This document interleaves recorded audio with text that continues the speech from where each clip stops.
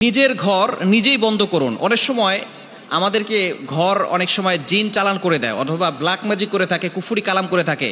ঘরের যে মানুষগুলো আছে অসুস্থ অবস্থায় থাকে, ঘরের ভিতরে অনেক দেখা যাচ্ছে যে শুধু ঝগড়া লেগেই থাকে। স্বামী স্ত্রীকে সহ্য করতে পারে না, স্ত্রী স্বামীকে সহ্য করতে পারে না, সন্তানগুলো পিতামাতার কথা শোনে না, এবং দেখা যাচ্ছে সব সময় একজন আরেকজনকে সহ্য হয় না, শুধু ঝগড়া লেগেই থাকে, একের পর এক অসুস্থতা লেগেই থাকে।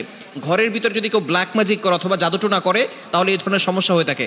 অথবা যদি জিন এরকম ঘরের ভিতরে ডিস্টার্ব করে তাহলে নিজের ঘর নিজেই বন্ধ করতে পারবেন।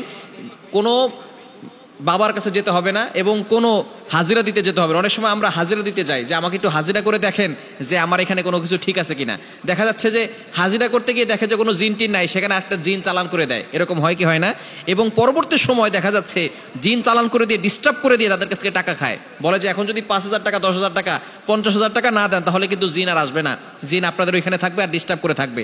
এভাবে টাকা খায়। এরকম অনেক ফকির, এরকম অনেক বাবা আছে। খবরদার, আপনি কোনো ভণ্ড বাবার কাছে যাবেন না।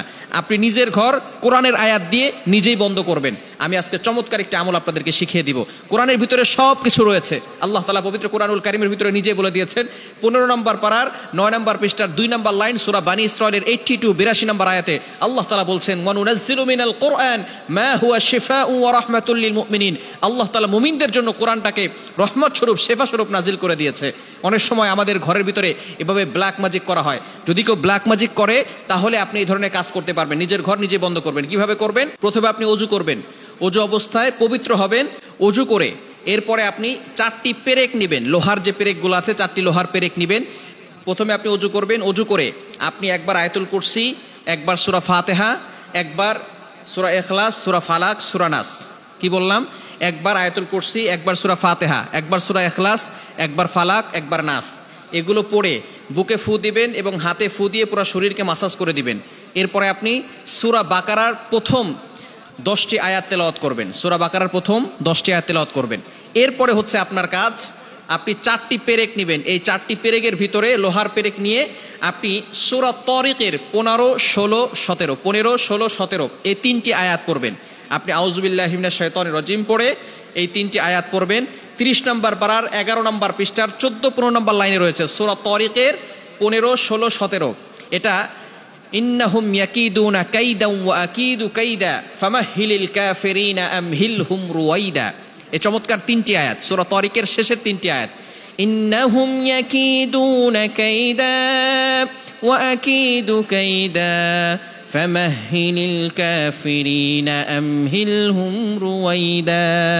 এই 3টি আয়াত আপনি সুন্দর করে এভাবে 25 বার পড়বেন। একা টানে আউযু বিল্লাহি মিনাশ শাইতানির রাজিম পড়ে 25 বার পড়ে আপনি একটা লোহায় ফু দিবেন। এরপরে আপনি আবারও 25 বার পরে আরেকটা লোহার পেরেকে ফু দিবেন।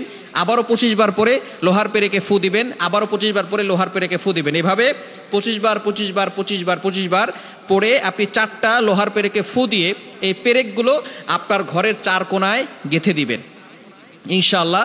তারপর আপনার ঘর বন্ধ হয়ে যাবে। ওই ঘরের ভিতরে কোনো ব্ল্যাক ম্যাজিকে কাজে আসবে না, কোনো জিন জাতি কোনো ক্ষতি করতে পারবে না। সমস্ত ধরনের মানুষ শয়তান বলেন, জিন শয়তান বলেন, সকল ধরনের দুশ্মনদের চক্র থেকে আল্লাহ তাআলা আপনাকে হেফাজত করবে। এজন্য অবশ্যই আপনি আল্লাহর উপর ভরসা রেখে আমলগুলো করবেন।